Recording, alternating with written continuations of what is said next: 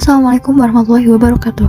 Halo teman-teman, kali ini kita akan membahas tentang indikator kinerja kelembagaan Islam oleh kelompok 8, yakni beranggotakan oleh saya sendiri, Afia Nur Fadila, dan Naufal Mashhuri, kemudian ada Nabilah.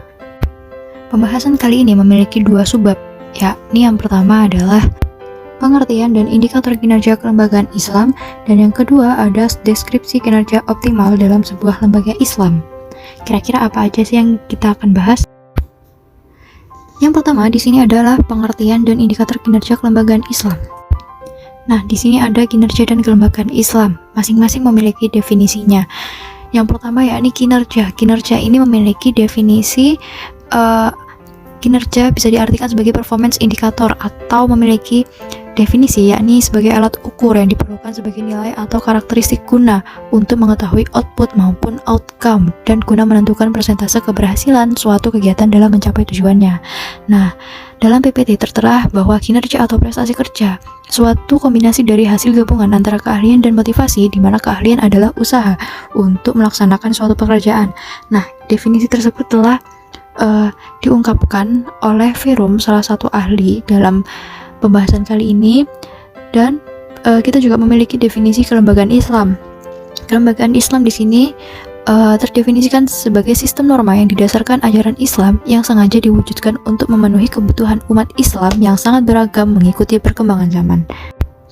Oke, dari hal tersebut kita bisa simpulkan bahwa kinerja lembaga adalah suatu usaha yang dilakukan oleh lembaga dalam rangka untuk mencapai prestasi yang lebih baik. Nah, baik itu ya berupa hasil kerjanya ataupun masih dalam proses melakukan pekerjaan tersebut.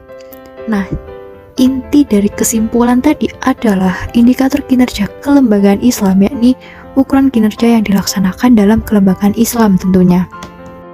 Jadi, lingkup pembahasan kita kali ini ya dalam lingkup kelembagaan Islam, apa yang kita ukur, kinerja apa yang kita ukur dalam kelembagaan Islam tersebut.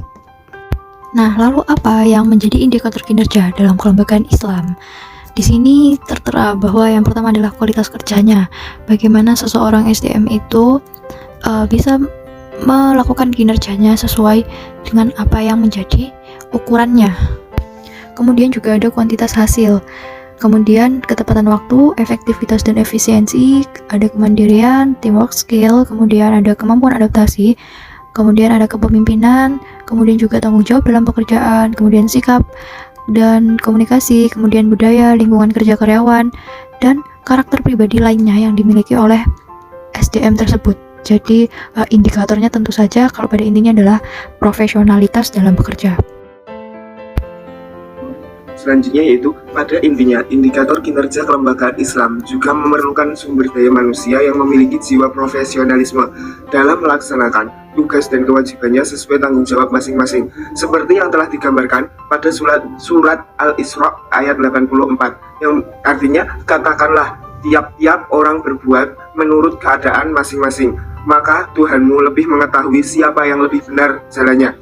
Pada kutipan ayat tersebut dikemukakan bahwa setiap orang beramal dan berbuat sesuai kemampuannya.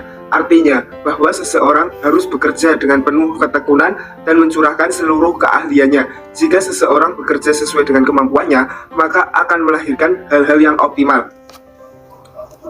Selanjutnya Allah Subhanahu wa Ta'ala berfirman dalam surat An-Nisa dan Al-Mu'minun ayat 8. Sebagaimana ayat-ayat tersebut yang menjelaskan bahwa menjaga amanah dan tidak lalai atau memenuhi akan janji merupakan bagian dari budaya Islam.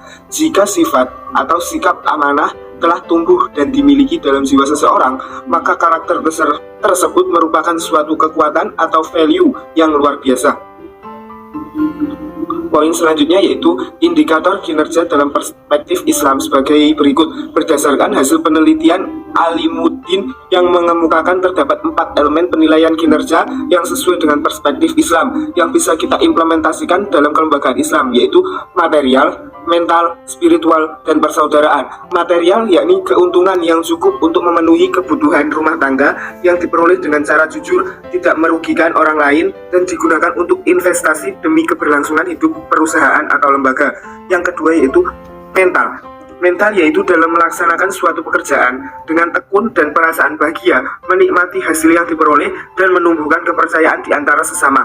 Yang ketiga yaitu spiritual, yaitu lebih mendekatkan diri kepada Allah Subhanahu wa taala, menganggap bekerja sebagai sarana ibadah kepada Allah Subhanahu wa taala, selalu merasa bersyukur dengan hasil yang didapat, tetap taat dan konsisten dengan aturan serta hukum-hukum Allah Subhanahu wa taala.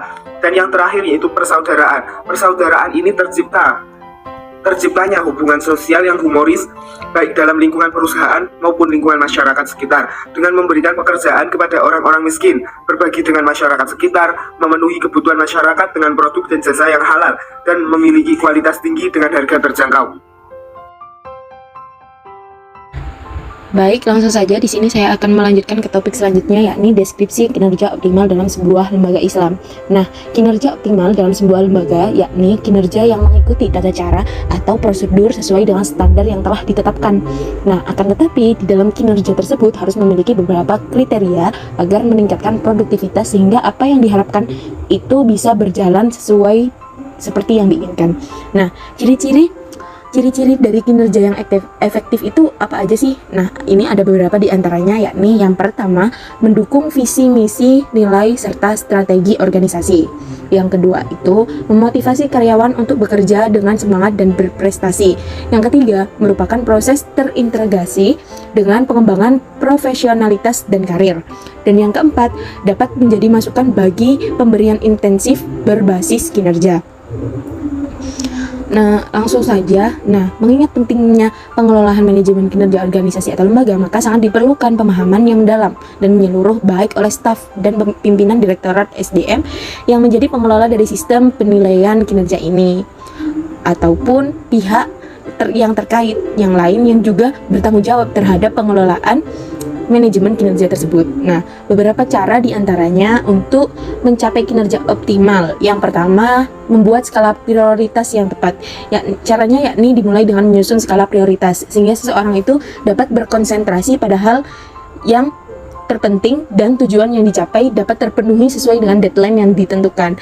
Yang kedua, berani berbagi dengan rekan kerja. Hal ini umumnya jarang dilakukan karena masing-masing orang menyusun prioritas mereka agar terlihat menonjol, bukan untuk meningkatkan kinerja tim. Nah, akibatnya hasil yang diharapkan tentu saja tidak akan tercapai. Jadi, kita tuh harus berani berbagi dengan rekan kerja. Yang ketiga, bersiap untuk tantangan yang tak terduga. Nah, dalam perjalanan sebuah pekerjaan tentu tidak akan semulus yang dibayangkan. Nah, untuk itu tidak ada salahnya bersiap akan kemungkinan terburuk sehingga saat itu terjadi. Yang keempat, disiplin pada diri sendiri. Nah, saat ini gangguan terbesar saat kerja adalah keberadaan teknologi. Nah, bukannya fokus menyelesaikan tugas, seseorang biasanya malah asik untuk melakukan hal-hal lain seperti bermain Yahoo Messenger, atau scroll TikTok, buka Facebook, atau malah sibuk memperbarui status di Twitter. Nah, yang kelima, bekerja sesuai porsi. Nah, keinginan untuk mencapai target yang maksimal terkadang membuat seseorang lupa untuk beristirahat atau rehat sejenak agar energi yang dibutuhkan dapat kembali lagi. Nah, padahal terlalu keras dalam bekerja itu juga dapat mengakibatkan hasil yang dicapai tidak optimal karena fisik dan otak tidak lagi mendukung sehingga tidak ada konsentrasi dan akan menimbulkan banyak kesalahan. Cukup sekian dari penjelasan kelompok kami. Kita tutup. Terima kasih atas perhatiannya. Wassalamualaikum warahmatullahi wabarakatuh.